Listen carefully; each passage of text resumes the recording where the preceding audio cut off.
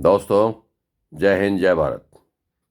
मैं doctor A के तिवारी भारत के नागरिकों का ध्यान इस बात पर आकर्षित करना चाहता हूं कि इस देश के अंदर कोचिंग का एक बहुत बड़ा मकड़जाल फैला हुआ है, बहुत बड़ा गोरख धंधा फैला हुआ है और लोगों की जेबें काटी जा रही हैं। आप इस देश के अंदर सुधार की ज़रूरत है और वो सुधार क्या हो सकता है कि एक प्रकार का सिलेबस हो पूरे भारत में पढ़ाया जाए। कहीं सीबीएसई पढ़ाया जा रहा है, कहीं किसी स्टेट में अलग पढ़ाया जा रहा है, आईसीआईसीआई बोर्ड अलग है, यूपी बोर्ड अलग है।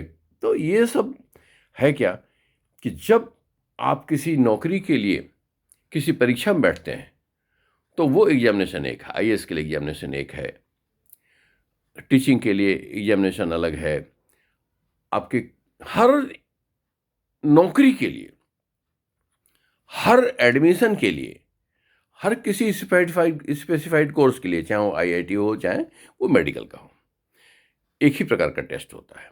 लेकिन लड़के पढ़ करके आते हैं अलग अलग चीज़ें। तो ये बड़ी विडंबना है, जो चीज़ें पूछी जाती हैं टेस्ट में वो पढ़ाई नहीं जाती और जो पढ़ाई जाती हैं वो पूछी नहीं जाती।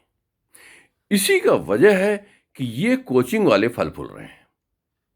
जब आप बताएं कि पूरे देश में एक एजुकेशन बोर्ड क्यों नहीं हो सकता है, एक रेलवे बोर्ड है, पूरे भारत में चलता है, उसमें कोई दिक्कत है क्या?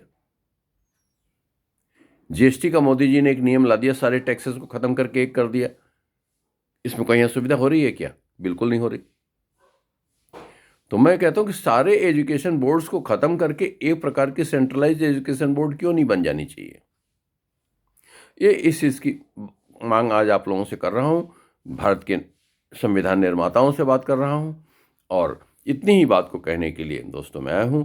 और ये भारत के लिए बहुत बड़ी विडंबना है, जो पढ़ाया जाता है वो पूछा नहीं जाता, जो पूछा जाता है वो पढ़ाया नहीं जाता, जिसकी वजह से कोचिंग पर बहुत भारी खर्च हर गार्जियन को, हर नागरिक को करना पड़ता है।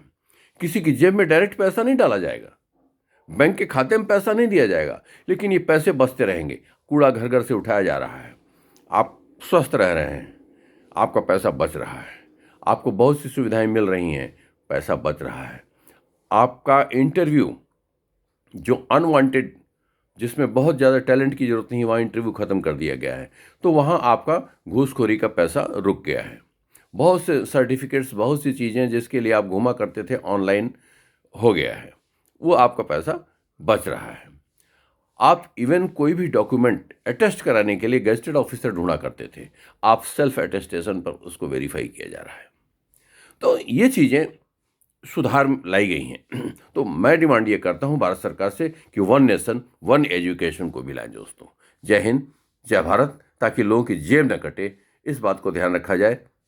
फिर एक बार भारत माता के चरणों में नमन। दोस्तों नमस्कार।